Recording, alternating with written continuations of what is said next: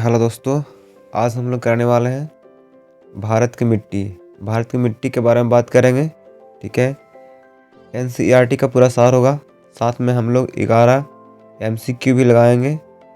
Theory plus MCQ होगा plus विश्लेषण। ठीक है, ऑप्शन का विश्लेषण भी इसमें होगा। चलिए स्टार्ट करते हैं। जो लोग नए हैं चैनल को सब्सक्राइब कीजिए, दोस्तों में शेयर कीजिए। चलिए स्टार्ट करते हैं। भारत के सर्वाधिक क्षेत्र पर किस प्रकार की मिट्टी का विस्तार पाया जाता है? भारत के सर्वाधिक क्षेत्र पर किस प्रकार का मिट्टी का विस्तार है? तो जलोढ़ मिट्टी का विस्तार है। ठीक है, पुरानी जलोढ़ मिट्टी को अन्य किस नाम से जाना जाता है? पुरानी जलोढ़ मिट्टी को बंगार मिट्टी के नाम से भी जानते हैं। ठीक है, बहुत बार एग्जाम में पूछा गया है जलोढ़ मिट्टी का दूसरा नाम क्या है? बांगर मिट्टी। भारत के उत्तरी मैदान की मृदा समानता कैसी होती है? तो भारत के उत्तरी मैदान की जो मिट्टी होती है वो होती है तलोचन मिट्टी। ठीक है, भारत में लाल मिट्टी का सर्वाधिक विस्तार पाया जाता है। लाल मिट्टी जो है आंध्र प्रदेश और तमिलनाडु में पाया जाता है। ठीक है, याद रखना लाल मिट्टी कहाँ पाया जाता है? तो आंध्र प्रदेश और तमिलनाडु में लाल मिट्टी सर्वाधिक पाया जाता है। लेटेराइट मिट्टी महत्वपूर्ण रूप से पाई जाती है। लेटेराइट मिट्टी कहाँ पाया जाता है? तो मालाबार तटीय क्षेत्र में लेटेराइट मिट्टी पाया जाता है। भारत में मृदा का समूह लोहे का अतिरेक होने के कारण अनुवर्ण होता है। इसका क्या कारण है? इसका कारण है लेटेराइट मिट्टी। ठीक है, धान की खेती के लिए अति उपजाऊ भूमि कौन सी होती है? धान की जो खेती होता है उसमें अति उपजाऊ किस मिट्टी में होता है? तो दोमट मिट्टी में होता है। मृदा अपरदन को रोका जा सकता है। अपरदन का मतलब होता है कटना। मिट्टी का जो कटता है उसको रोका जा सकता है। मिट्टी कटाव को रोका जा सकता है वन रोपण से। यह भी बहुत बार एग्जाम में पूछा गया क्वेश्चन है। महाराष्ट्र में सर्वाधिक मात्रा में पाए जाने वाले उपलब्ध मृदा किस प्रकार के हैं? तो महाराष्ट्र में सर्वाधिक जो मृदा है वो किस प्रकार के हैं? काली मिट्टी है। महाराष्ट्र में मिट्टी जो है काली मिट्टी है। मखरेला लेटेराइट मिट्टी किसका परिणाम होता है? तो निरर्थन लीचिंग का मतलब होता है निरर्थक लीचिंग के कारण ही मखरेला और लेटेराइट दृढ़ मिट्टी बनता है। अपरदन के प्रकारों में से किसके कारण चंबल के खंडे बने हैं? चंबल के खंडे किसके कारण बने हैं? किसके कटने से बने हैं? तो अवनालिका गली से बना है। चंबल के गड्ढे जो है अवनालिका के अपरदन से बना है। किस प्रकार की मिट्टी में कार्बनिक पदार्थ की अधिकता होती है? कौन सी मिट्टी में कार्बनिक पदार्थ की मात्रा अधिक होती है? तो काली मिट्टी में कार्बनिक पदार्थ की मात्रा अधिक होती है। ठीक है, चलिए आगे बढ़ते हैं। गंगा का जलोढ़ मिट्टी की भूमि सतह के नीचे है।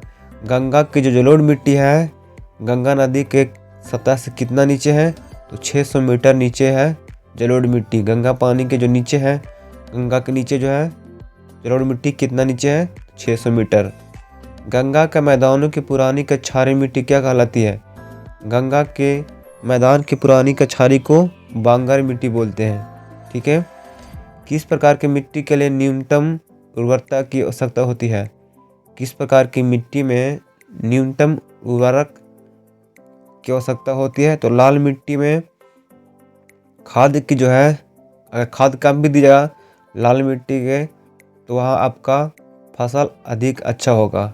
ठीक है, कौन सी मिट्टी प्रायद्वीपीय पदार्थ में अधिकता क्षेत्र पर विस्तृत है? कौन मिट्टी जो है प्रायद्वीपीय भारत में अधिकतम क्षेत्र में विस्तृत है? तो काली मिट्टी। कपास की खेती के लिए सर्वोत्तम मिट्टी कौन सी है? कपास की खेती के लिए जहाँ कपास अच्छा से उगाया जा सके या कपास करने योग्य मिट्टी कहाँ है? काली मिट्टी है। काली मिट्टी जो है कपास करने योग्य मिट्टी है। कपास की खेती करने योग्य मिट्टी है काली मिट्टी। ठीक है, काली मिट्टी में बेहतर तरीके से कपास को उगाया जा सकता है। लावा के प्रवाह से किस मिट्टी का निर्माण होता है? जब लावा का प्रवाह होता है, जब लावा फूटता है तो पिघलता है लावा। ठीक है, आग के जैसा होता है वो, तो आग ही होता है एक तरह से। तो लावा पिघलता है तो किस मिट्टी का निर्माण होता है? जब लावा पिघलता है तो काली मिट्टी का निर्माण होता है। ठीक है। काली मिट्टी किस फसल की खेती के लिए सर्वाधिक उपयोगी होता है? तो कपास की खेती के लिए। किस मिट्टी में डुस्सी के लिए सिंचाई की आवश्यकता नहीं होती है? डुस्सी के लिए सिंचाई की आवश्यकता नहीं होती है, तो काली मिट्टी में। ठीक है। किस राज्य में भारत की सबसे बड़ी अंतर्देशीय लवणीय आर्द्र भूमि है? तो राजस्थान में है। ठीक है। चलिए, किस किस्म की मिट्टी में जिप्सम का प्रयोग करके उसे फसल उगाने के प्रयुक्त बनाया जा सकता है? तो जो अम्लीय मिट्टी होगा उसमें आप जिप्सम मिला करके फसल उगाने योग्य बना सकते हैं। ठीक है। अम्लीय मिट्टी को जिप्सम मिला करके फसल उगाने योग्य बनाया जा सकता है। किस राज्य में भारत की सबसे बड़ी अंतर्देशीय लवणीय आर्द्र भूमि है? तो राजस्थान जो है भारत की सबसे बड़ी अंतर्देशीय लवणीय आर्द्र भूमि है। ठीक है। पश्चिम बंगाल, पंजाब, केरल, गुजरात, इनमें से किस राज्य में पश्चिम विक्षोभ वेस्टर्न डिस्टर्बेंस के कारण वर्षा होती है? तो पंजाब में पश्चिमी विक्षोभ से बारिश होती है। पश्चिमी तथा पूर्वी घाटों में पर्याप्त वर्षा होती है, जबकि दक्कन के पठारों में बहुत कम वर्षा होती है। इसका कारण है यह एक वृष्टि छाया क्षेत्र है। यह हम लोग पीछे भी पढ़ चुके हैं इसको। ठीक है। बहुत ही इम्पोर्टेंट है। भारत के पूर्वी और पश्चिमी तटों में पाया जाने वाला मिट्टी कौन सा है? भारत के पूर्वी और पश्चिमी तटों में पाया जाने वाला मिट्टी कौन सा है? तो लैटेराइट मिट्टी है। ठीक है। काली मिट्टी को किस नाम से जाना जाता है? तो रेगूर मिट्टी से। बहुत ही इंपॉर्टेंट क्वेश्चन है, बहुत बार एसएससी में पूछा गया क्वेश्चन है। काली मिट्टी को और किस नाम से जाना जाता है? तो रेगूर मिट्टी से। भारत में लाल मिट्टी सामान्यतः कौन से क्षेत्र में पाया जाता है? तो लाल मिट्टी जो है दक्षिणी पठार के पूर्वी और दक्षिणी भाग में पाया जाता है। लाल मिट्टी भारत के दक्षिणी पठार के पूर्वी और दक्षिणी भाग में लाल मिट्टी पाया जाता है। दोआब का मतलब क्या होता है? दोआब का मतलब होता है दो नदियों के बीच की भूमि को दोआब बोलते हैं। ए नदी हो गया एक और एक नदी ए हो गया, तो इस बीच की भूमि को हम लोग दोआब बोलते हैं। ठीक है। चलिए अब हम लोग एमसीक्यू करते हैं। ठीक है। एमसीक्यू अच्छे से पढ़िए और उसका उत्तर दीजिए। जो लोग नए हैं चैनल को सब्सक्राइब कीजिए। चलिए बढ़े। ऊंचे क्षेत्रों में लैटेराइट मृदा की रचना होती है। ऊंचा क्षेत्र में लैटेराइट की मिट्टी की रचना कैसे होती है? क्षारीय, लवणीय, अम्लीय या संतुलित? इसका सही उत्तर होगा अम्लीय। ठीक है।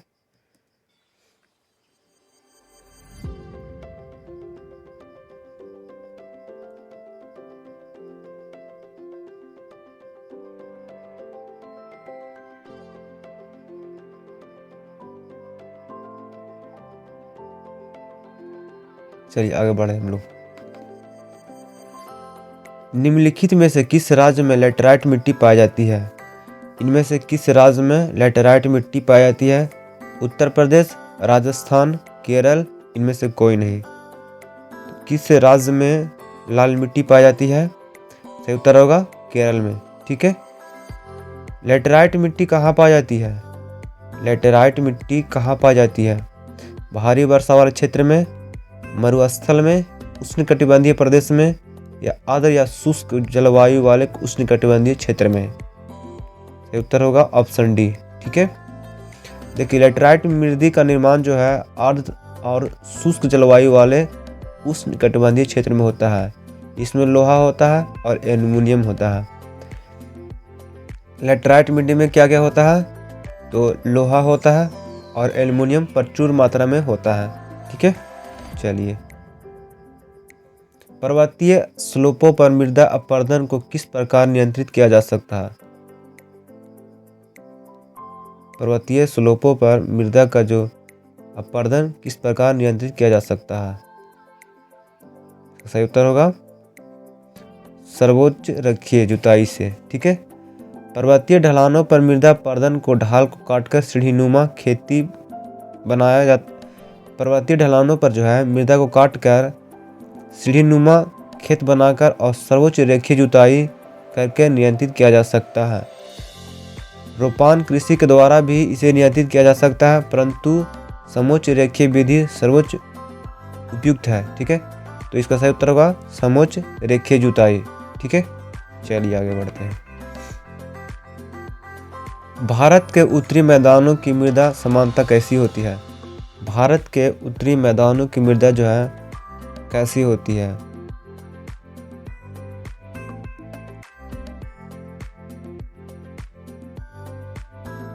इसका सही उत्तर होगा तलोच्च। ठीक है। भारत के उत्तरी मैदान की मृदा समानता तलोच्च द्वारा बनी होती है। भारत के उत्तरी मैदानों की जो मिट्टी होती है किसके द्वारा बनी होती है? तलोच्चन के द्वारा बनी होती है।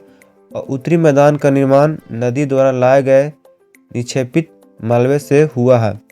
उत्तरी मैदान का जो निर्माण कैसे हुआ है? नदी द्वारा लाए गए निक्षेपित मलबे से हुआ। आगे से पूछा था क्वेश्चन कि उत्तरी मैदान का जो निर्माण हुआ है कैसे हुआ है? तो नदी द्वारा लाए गए निक्षेपित मलबे से हुआ है। ठीक है। चलिए आगे बढ़ते हैं। निम्नलिखित में से वह फसल कौन सी है जो जलोढ़ मिट्टी में उगती है और जिसके लिए प्रचुर मात्रा में पानी की आवश्यकता होती है? इनमें से कौन सा फसल है जो जलोढ़ मिट्टी में होती है और उसके लिए प्रचुर मात्रा में पानी की आवश्यकता होती है? सही उत्तर होगा चावल। ठीक है। चावल एक ऐसी फसल है जो जलोढ़ मिट्टी में उगती है और इसमें जल की प्रचुर मात्रा की आवश्यकता होती है। ठीक है। चलिए, कपास के उत्पादन के लिए सबसे अच्छी मिट्टी कौन सी है? कपास के उत्पादन के लिए सबसे अच्छी मिट्टी कौन सी है?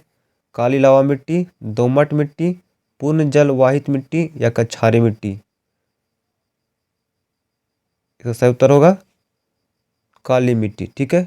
कपास के उत्पादन के लिए सबसे अच्छी मिट्टी कौन सी है? कपास मिट्टी है, काली लावा मिट्टी है। इसे काली कपास मिट्टी भी कहा जाता है। इसमें उच्च जलधारा क्षमता और वायु संरचना अधिक होती है। काली मिट्टी में क्या होता है? तो उच्च जलधारण क्षमता, जल को ग्रहण करने की क्षमता जो होती है उच्च होती है, और वायु का संचरण, वायु का बढ़ना निकल जाना इसमें अधिक होती है। ठीक है। चलिए, लोनी और क्षारीय मृदा का भारत में एक नाम और नाम क्या है?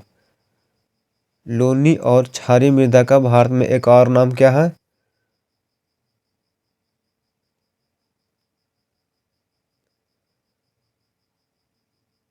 सही उत्तर कल्लर। ठीक है। लोनी और क्षारीय नदी का एक और नाम कल्लर है। ठीक है। लोनी और क्षारीय मिट्टी जो है कहाँ पाया जाता है? तो राजस्थान, उत्तर प्रदेश, बिहार, हरियाणा, पंजाब, महाराष्ट्र राज्यों में शुष्क क्षेत्र में पाई जाती है। इनके जो अनुपजाऊ क्षेत्रों को लेह, कल्लर, ऊसर, राकर, धूर, कर्ल एवं चोपन आदि नामों से भी जाना जाता है। इनके उपजाऊ क्षेत्र किसके नाम से जाता है? रेह, कल्लर, ऊसर, राकर, धूर, कर्ल और चौपन के नाम से जाना जाता है। ठीक है। यह जो समानता है राजस्थान, उत्तर प्रदेश, बिहार, हरियाणा, पंजाब, महाराष्ट्र में पाया जाता है लोनी और क्षारीय मृदा। ठीक है। चलिए आगे बढ़े। व्यर्थ भूमि के अंतर्गत अधिकतम क्षेत्र वाला राज्य कौन है? व्यर्थ भूमि के अंतर्गत अधिकतम क्षेत्र वाला राज्य कौन है? राजस्थान, गुजरात, मध्य प्रदेश, जम्मू और कश्मीर? इसका सही उत्तर होगा राजस्थान। ठीक है। तो व्यर्थ भूमि के अंतर्गत अधिकतम क्षेत्र वाला राज्य जो है राजस्थान है। कितना वर्ग किलोमीटर है? तो 1,05,629 वर्ग किलोमीटर है जो इसमें व्यर्थ भूमि है। ठीक है। गुजरात जो है 4321 वर्ग किलोमीटर, मध्य प्रदेश जो है इतना किलोमीटर, अब जम्मू कश्मीर इतना किलोमीटर जो है व्यर्थ भूमि है। ठीक है। मध्य प्रदेश 69,714 किलोमीटर जो है व्यर्थ भूमि है। राजस्थान में 1,05,629 5,639 वर्ग किलोमीटर जो है व्यर्थ भूमि है। गुजरात में 43,021, ठीक है। मध्य प्रदेश 69,714, ठीक है। 65,444 किसका, जम्मू कश्मीर में जो है व्यर्थ भूमि है, ठीक है। तो सबसे अधिक जो व्यर्थ भूमि राजस्थान का है, ठीक है। दूसरे नंबर पर पूछे तो गुजरात और लास्ट नंबर पर पूछे तो जम्मू कश्मीर, ठीक है। चलिए आगे बढ़ते हैं। पेट्रोलॉजी किसका अध्ययन है? पेट्रोलॉजी किसका अध्ययन है? भूमि का, खनिज का, चट्टान का या मृदा का? पेट्रोलॉजी किसका अध्ययन है, इसको बताना आप लोग को। जो लोग पढ़े हैं वो बता सकते हैं, कमेंट कर सकते हैं, ठीक है। सही उत्तर होगा चट्टान का। पेट्रोलॉजी जो है चट्टान का अध्ययन है। जियोलॉजी या जियोलॉजी का शाखा। पेट्रोलॉजी किसका शाखा? जियोलॉजी का शाखा। इसके अंतर्गत जो है चट्टानों की उत्पत्ति, संगठन, वितरण एवं संरचना का अध्ययन किया जाता है पेट्रोलॉजी में, ठीक है। चलिए आगे बढ़ते हैं। आज का लास्ट क्वेश्चन है, मृदा की लवणता मापी जाती है। मृदा की लवणता किससे मापी जाती है? चालकता मापी से, आर्द्रता मापी से, साइक्रोमीटर से या वृद्धि मापी से? सही उत्तर होगा चालकता मापी से, ठीक है। मृदा की लवणता जो है पता लगाने के लिए चालकता मापी का प्रयोग किया जाता है। साइक्रोमीटर एक प्रकार का आर्द्रता मापती है। साइक्रोमीटर क्या मापती है? एक प्रकार का आर्द्रता मापती है, ठीक है। तो इसी तरह बन रही है हमारे साथ। फिर मिलते हैं हम लोग अगले वीडियो में। तब तक के लिए धन्यवाद।